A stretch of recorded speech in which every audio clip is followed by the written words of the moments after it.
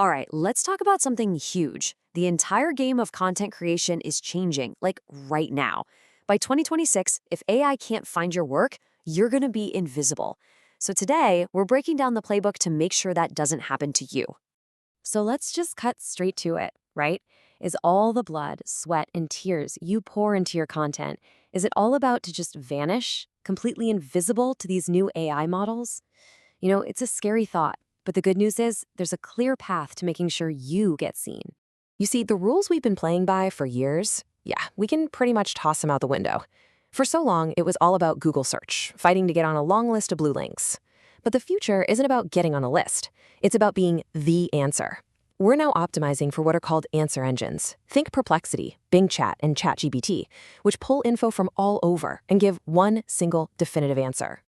So how do you win this new game? Well, it all comes down to this one crucial idea, LLM readability.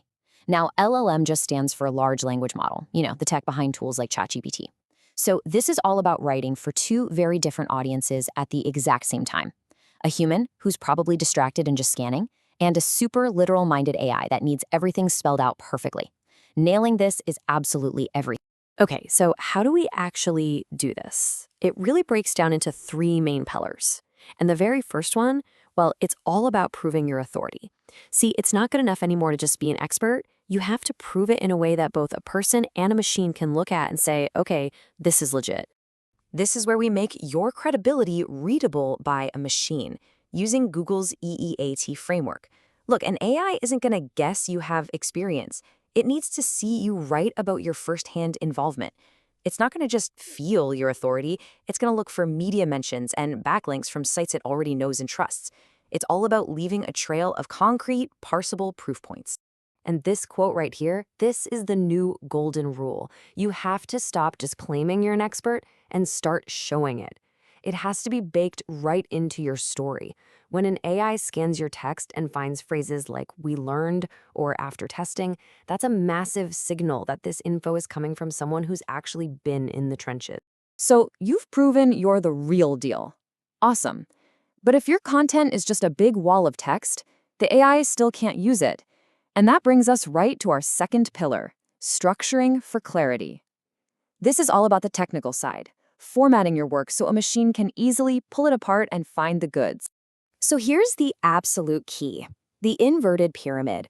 For every single section of your piece, you have to lead with the most important stuff first. No beating around the bush. Give the direct answer right away. Then back it up with your key evidence.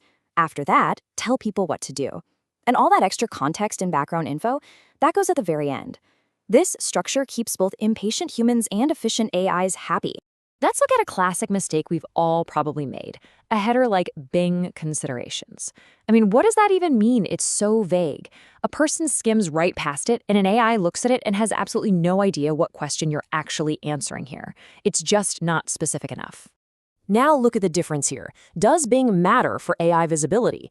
Now that is perfect. It's a real question that a real person would actually type into a search bar. When you structure your headers as questions, you're basically pre-packaging your content to be the perfect, bite-sized answer for an answer engine. You're handing it to them on a silver platter. Okay, once your structure is squeaky clean, we can zoom in on the words themselves. This gets us to our third and final pillar. Writing with density. And forget about using big, fancy words. This is about the opposite. It's about packing more verifiable facts into every single sentence and cutting out all the fluff. This right here, this comparison, says it all.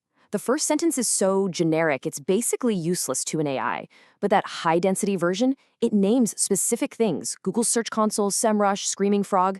Those are concrete facts an AI can grab, verify, and use to build a real answer. It's all about specifics. Here's another perfect example.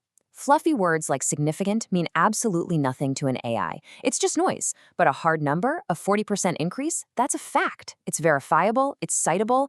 Your mission is to go through your writing and replace every vague adjective you can find with a solid piece of data.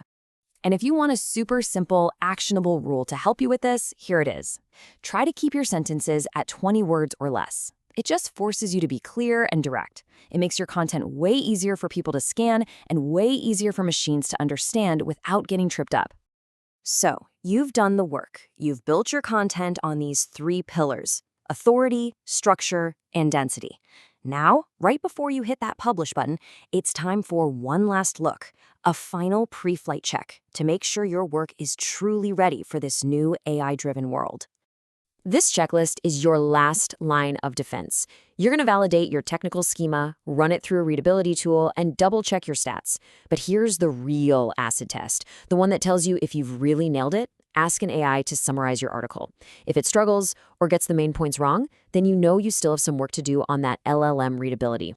So as we wrap this up, I want to leave you with this one final thought.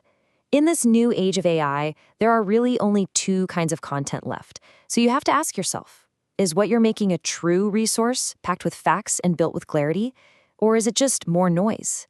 The choice really is yours to make.